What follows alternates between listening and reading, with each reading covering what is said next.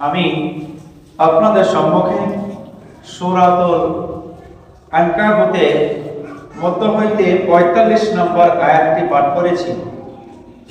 এই আয়াতটিকে সামনে রেখে আজকে আমার আলোচ্য বিষয় হচ্ছে as-সালাত, অর্থাৎ নামাজ। আমরা মুখে মুখে বলে থাকি, এ ভাই নামাজ পড়ো, এবং নামাজ পড়ো, এ আব্বাজান নামাজ পড়ো, একে ওকে আমরা বলি যে তোমরা নামাজ পড়ো বা সালাত আদায় করো। প্রকৃত অর্থে ইসলাম ধর্মের মধ্যে যে মূল ৫টা জিনিস আল্লাহ তাআলা ফরজ করেছেন, অপরিহার্য করেছেন, তার মধ্যে এই ৫টির মধ্যে অন্যতম একটা বিষয় হচ্ছে as-সালাত, অর্থাৎ নামাজ। আমরা পারতপক্ষে যারা ৫ ওয়াক্তে সালাত আদায় করে বা নামাজ আদায় করে থাকি, আমাদের এই নামাজ পড়তে পড়তে পড়তে পড়তে অনেকের বয়স হলো, অনেকের চুল পাকলো, অনেকের দাড়ি পেকে গেল, তথাপিও দেখা যায় যে নামাজ পড়তে গিয়ে কোনো ত্রুটি আমাদের হয়ে যায়। এগুলো আমাদের অজান্তেই হয়তো হয়ে যায়, কিন্তু বিশেষ করে মসজিদে যে সকল ইমাম সাহেব থাকেন, ওলামায়ে থাকেন, লজ্জার কিছু নেই। আমাদের মসজিদে একবার আলোচনা হলো যে ৫ ওয়াক্তের একটা একটা করে নামাজ পড়া বা সালাত পড়ার মধ্যে যত রকমের দোয়া আছে, এই দোয়াগুলো সঠিকভাবে উচ্চারণ আপনার শিখতে হবে, মুখস্থ করতে হবে এবং শোনাতে হবে। দেখা গেল আপনার ১ সপ্তাহ পরে মুসল্লি খুঁজে পাওয়া মুশকিল। তার মানে কি? লজ্জাবোধ। দোয়া সানা বলতে হবে। মনে করেন যে কোনো আপনি নামাজ আদায় করবেন, তো দোয়া সানা আল্লাহুম্মা বাগিত বাইনি, এই যে একটা দোয়া আছে, এটা নামাজের মধ্যে লাগবে।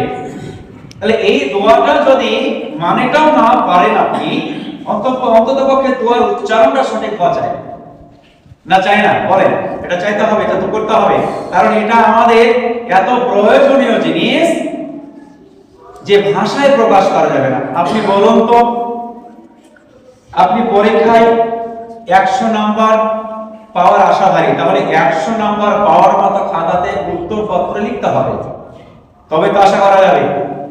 আর আপনি আল্লাহ তাআলার ইবাদত করবেন, আর ইবাদতের মধ্যে খামতি থাকবে, কোন দোয়াটা ঠিক হবে, কোন দোয়াটা ঠিক হবে না, কোন দোয়াটা উচ্চারণটা তো ভালো হবে, কোনটা ভালো হবে না, তাহলে তো আপনার নামাজে গড়বড়ি হয়ে যাবে। শুধু মুসলিম সমাজ ভাই জানেরা, শিক্ষার শেষ নেই। অতএব নামাজের মধ্যে আপনি শুধু দোয়া মুখস্থ করেন নয়, প্র্যাকটিক্যালি নামাজ ইমাম সাহেব যেভাবে পড়া, আমাদের একটা সাধারণভাবে ত্রুটি হয়ে যায়। সেই ত্রুটিটা কি? বলা হয়েছে স্পষ্ট হাদিসের মধ্যে যে ইমাম সাহেবের মুক্তাদিগণ যারা থাকবেন অনুকরণ করতে হবে ইমাম সাহেবের। দেখা যায় ইমাম সাহেব রুকুতে গেলেন, তার আগে আগে মুক্তাদিরা অনেকেই চলে যায়, হয়ে যায়। এটা কিন্তু আপনাদেরকে লক্ষ্য রাখতে হবে। ইমাম সাহেব সাজদায় গেছেন, সাজদাতে যাওয়ার ইমাম সাহেব যাওয়ার আগেই আপনি চলে গেলেন, এটা ভুল হয়ে যাবে। তাহলে কি করতে হবে? খুব মেপে মেপে, সোনা চাঁদির মতো মেপে মেপে আপনি একটা ইবাদত করবেন, একটা ফরজ ইবাদত, তাহলে আপনি ১০০% নেকি পাওয়ার আশাধারী। তাহলে ১০০% আপনার ইবাদতটা সঠিক হচ্ছে কিনা এটাও আপনার জানা প্রয়োজন আছে। আমি এতটুকু আপনাদের বলবো যে ইমাম সাহেব যেভাবে আপনার এই নামাজের মধ্যে, সালাতের মধ্যে আপনার স্থানগুলো কাল বিশেষে দেখাবেন, যাবেন, সেইভাবে মুক্তাদি যিনারা থাকবেন আমাদেরকে ইমাম সাহেবের অনুকরণ করতে হবে, তিনার পরে পরে যেতে হবে।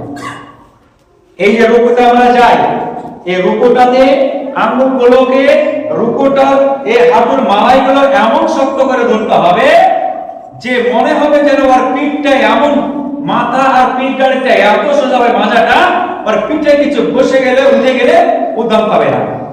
কিন্তু অনেকের দেখা যায় আপনি রুকুতে গেলেন, যাওয়ার পরে দেখা যায় রুকুটা ষাট হয় না, বেঁকা হয়ে থাকে। যারা অসুস্থ মানুষ, বেমারি বা বয়স্ক হয়ে গেছে, হয়তো ওনার সমস্যা আছে যে হাঁটুটা সাত করে দাঁড়াতে পারেন না, কিন্তু যাদের পক্ষে শরীর সুস্থ আছে তাদেরকে সঠিকভাবে শিখতে হবে যে এই রুকুতে গেলে অন্তত পক্ষে তার এই হাঁটুর মালাইগুলো দুই হাত দিয়ে এমন শক্ত করে ধরবেন, তার মাথা, তার মাজা, তার পিঠ টানাটা একদম কাঠের মতো শক্ত ও সোজা থাকবে।